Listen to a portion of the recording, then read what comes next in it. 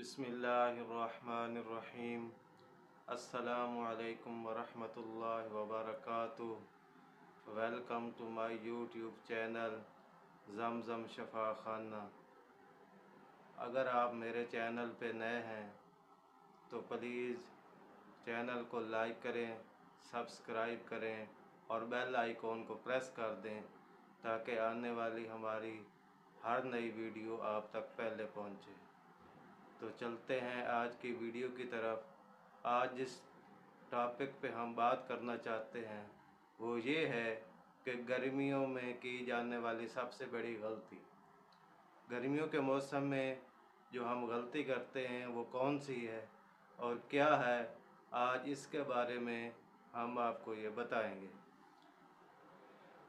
तो जी मोहतरम नाज़रीन, कि गर्मियों के मौसम में सबसे जो बड़ी गलती है वो ये है कि हम जब भी बाहर से काम काज से थके हारे घर आते हैं तो फ़ौरन हम क्या करते हैं, वो ये है कि हम आते हैं और आते साथ ही फ़ौरन ठंडा ठंडा पानी पी जाते हैं और ज़्यादा से ज़्यादा ठंडा पानी पीने की कोशिश करते हैं, जो कि बहुत गलत है और इंतहाई मुज़र है सेहत के लिए, जो कि हमारे मैदे को, हमारे जिस्म पर बहुत मुज़र असरात छोड़ता है।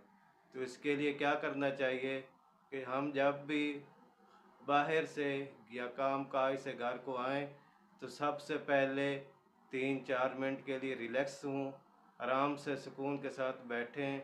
उसके बाद हल्का पानी, यानी कि ज़्यादा जो ठंडा पानी है वो नहीं पीना चाहिए, नॉर्मल पानी पिएं।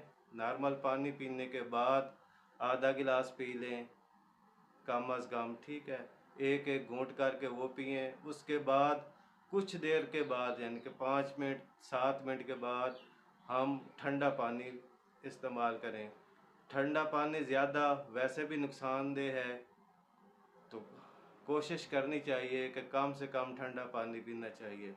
अगर हम बाहर से आए हैं और फ़ौरन ठंडा पानी पी लिया है तो उससे हमारे जिस्म पर बहुत मनफी असरात पड़ते हैं, जिससे हमारा मैदा ख़राब हो जाता है, स्टमक प्रॉब्लम आ जाती है, गैस ट्रबल आ जाती है। इसके अलावा जोड़ों का दर्द, फालिज और हार्ट अटैक के चांस बहुत ज़्यादा हो जाते हैं।